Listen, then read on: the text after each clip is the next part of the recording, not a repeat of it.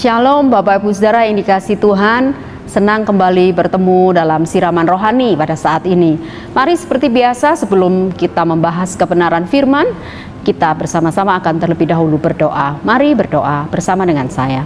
Bapa dalam surga, terima kasih untuk saat ini kami boleh bersama-sama meluangkan waktu untuk boleh mendengar dan melihat siraman rohani. Kiranya firman Tuhan yang kami dengar boleh menjadi berkat buat setiap kami. Pakai hamba yang jauh daripada sempurna untuk boleh menolong setiap kami memahami kebenaran firman-Mu. Dalam nama Tuhan Yesus kami berdoa. Amin. Bapak Ibu Saudara yang dikasihi Tuhan, langsung saja bersama dengan saya, mari kita membuka dari 1 Yohanes 4 ayatnya yang ke-19. Sekali lagi, 1 Yohanes 4 ayat yang ke-19. Demikian bunyi firman Tuhan, kita mengasihi karena Allah lebih dahulu mengasihi kita. Sekali lagi 1 Yohanes 4 ayat 19, kita mengasihi karena Allah lebih dahulu mengasihi kita. Bapak Ibu Saudara yang dikasihi Tuhan, penulis daripada 1 Yohanes sudah menjelaskan di ayat yang tadi kita baca, kita mengasihi bukan karena kita yang mengasihi Allah terlebih dahulu, tetapi justru Allah yang terlebih dahulu mengasihi kita. Nah, Bapak Ibu Saudara, saya mau mengawali renungan ini dengan sebuah kisah yang pernah saya alami secara pribadi. Dulu ketika saya SMA, ketika saya sekolah, satu kali saya tipe murid yang tidak pernah terlambat. Saya selalu orang yang datang on time begitu, artinya tidak pernah terlambat, tidak pernah seperti kebanyakan orang gitu ya, kadang terlambat oleh karena satu dan lain hal. Tapi hari itu saya tidak tahu kenapa, apakah saya salah lihat jam atau bagaimana. Saya datang ke sekolah, kemudian tiba-tiba saya seperti tidak dibuat ngeh gitu dengan keadaan. Saya pikir kenapa sekolah begitu sepi, kenapa halaman sekolah yang biasa ramai oleh teman-teman dan orang-orang yang lalu lalang, hari itu sepi begitu. Karena sekolah saya waktu itu di atas, lantai atas, saya melihat ke atas. Begitu saya jalan, terus dari gerbang terus melihat posisi saya atau posisi ruangan saya, ada kelas saya itu ada di atas. Saya melihat wakil kepala sekolah saya yang waktu itu adalah guru biologi saya, itu berdiri di depan pintu kelas saya. Saya masih nggak berpikir apa-apa hari itu. Saya pikir, oh ya memang karena belum mulai pelajaran. Tapi detik kemudian ketika saya menyadari situasi sekolah yang sepi dan kemudian ibu guru tersebut berdiri di depan kelas, di depan pintu kelas saya seperti kemudian menjadi sadar, jangan-jangan saya terlambat begitu Bapak Ibu Saudara. Nah, begitu saya terlambat, langsung dalam benak dan pikiran saya langsung tergambar beberapa alasan untuk memberi alasan ketika saya nanti ketemu di depan kelas karena sudah ada beliau di sana. Wah, mulai saya rancang beberapa detik itu berjalan dari pintu gerbang menuju ke ruangan saya, ruangan kelas itu. Saya berpikir macam-macam untuk memberi alasan kepada guru yang sudah nunggu di sana. Dan saya cepat-cepat jalan Bapak Ibu Saudara, dan saya benar-benar orang yang tidak pernah terlambat. Tiba-tiba hari itu entah kenapa saya juga lupa hari itu kenapa saya bisa menjadi terlambat. Mungkin karena saya salah lihat jam atau bagaimana, saya lupa persisnya, tapi saya ingat betul peristiwa itu. Saya lari karena kelas saya ada di atas, lewat tangga, dan kemudian saya bilang sama guru saya, permisi Bu, maaf saya terlambat. Terus guru saya cuma kasih kode, saya suruh masuk. Nah, saya tidak memberikan alasan karena memang beliau tidak memberi waktu saya untuk memberi alasan, dan kemudian langsung masuk ke kelas dan kemudian belajar. Pengalaman itu menjadi pengalaman yang sangat-sangat berharga buat saya, dan saya mulai detik itu, walaupun sebelumnya saya termasuk orang yang juga on time, saya lebih lagi untuk memperhatikan jam-jam, karena satu kali itu saya bisa lengah gitu, bisa lewat gitu. Artinya tidak concern dengan jam yang seharusnya seperti biasa tiap hari saya rutin. Nah, saya rutin ke sekolah dengan jam-jam yang sudah seperti biasanya saya lakukan gitu ya, saya tetapkan begitu. Tapi entah kenapa hari itu, dan itu pengalaman itu sangat membekas dalam diri saya sampai hari ini. Dan saya bertekad bahwa saya tidak akan pernah terlambat, dan saya akan lebih concern melihat jam-jam. Dan Bapak Ibu Saudara, saya mau bilang apa sebetulnya? Begini Bapak Ibu, seringkali ketika kita melakukan sebuah kesalahan di dalam benak kita itu selalu akan mencari alasan-alasan yang paling tepat. Supaya apa? Supaya kita tidak salah di mata orang lain, atau alasan-alasan itu adalah sebagai wujud pembenaran diri kita, supaya orang lain tidak menjatuhkan kesalahan kepada kita karena kesalahan yang sebetulnya memang kita lakukan.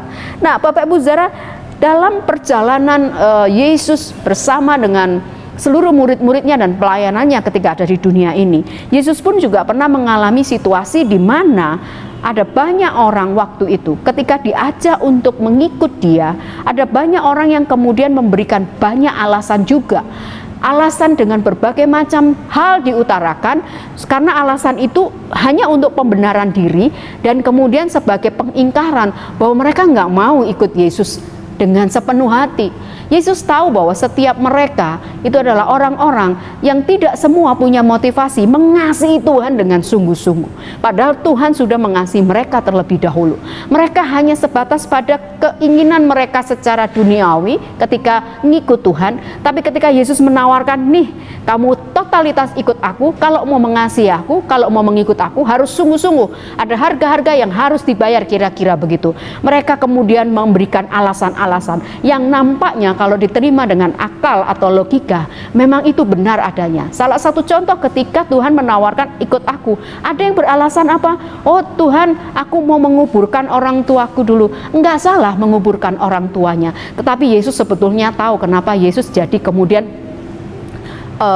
tidak respect gitu ya. Kalau saya bilang, bukan Yesus nggak percaya, Yesus tahu menguburkan orang tua itu perlu, atau kegiatan yang lain Tuhan tahu itu perlu. Tapi dalam kasus ini mereka berusaha mengemukakan alasan itu hanya sebagai sebuah cari-cari alasan untuk mereka menghindar dari komitmen mereka untuk mengikut Tuhan dan mengasihi Tuhan totalitas.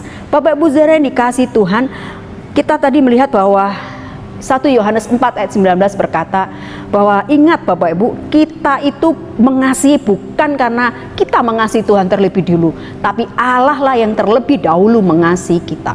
Maka ketika kita ingat ayat ini Bapak Ibu, mengasihi Tuhan tidak boleh tanggung-tanggung, mengasihi Tuhan nggak boleh setengah-setengah, harus totalitas. Kita nggak boleh cari-cari alasan, Tuhan bentar ya, saya mau ini dulu, Tuhan yang ini aku belum bisa, Tuhan tolong excuse ya, aku masih belum Tuhan di situ, Tuhan ini dan itu. Kita selalu sibuk mencari-cari alasan sebagai pembenaran diri kita supaya kemudian Tuhan maklum dengan keadaan kita. Bapak Ibu Saudara yang dikasih Tuhan, siang ini atau saat ini atau jam ini dimanapun kita berada dan saat apapun Bapak Ibu Saudara sedang mendengarkan renungan ini, mari kita belajar untuk mengasihi Tuhan itu nggak totalitas dan cari-cari alasan sebagai sebuah pembenaran diri. Kalau ngikut Tuhan, ikut Tuhan sungguh-sungguh. Kalau mau ikut Tuhan, kasih Tuhan sungguh-sungguh. Nggak bisa tawar-menawar, nggak bisa sesuai dengan keinginannya kita.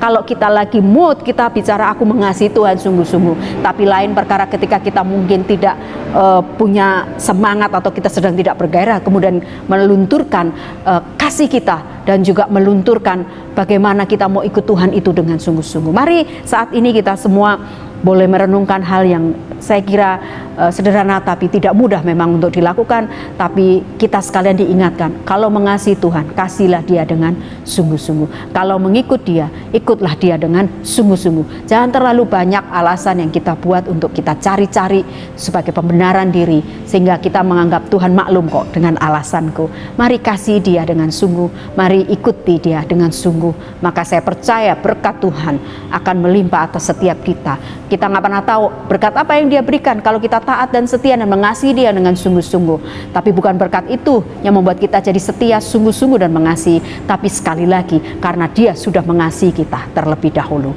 Mari kiranya kebenaran ini kita boleh respon dan minta Roh Kudus terus akan memberikan hikmat supaya menerjemahkan kebenaran ini lebih lanjut bagi kita semua. Mari kita berdoa. Bapak Ibu Saudara, Bapa dalam surga, terima kasih Engkau sudah menolong kami, terima kasih Engkau sudah memimpin kami, dan terima kasih untuk kebenaran yang singkat ini. Kiranya boleh menolong setiap kami untuk memahami apa yang Tuhan mau dalam hidup kami. Bapa, biarlah ketika kami mengasihi Tuhan, ketika kami mau mengikut Tuhan, kami tidak terlalu sibuk mencari-cari alasan untuk kami yakin bahwa dengan alasan itu sebagai pembenaran diri, dan Tuhan maklum atas apa yang sedang kami buat, alasan-alasan yang kami buat, alasan-alasan yang kami bilang kepada Tuhan, katakan kepada Tuhan.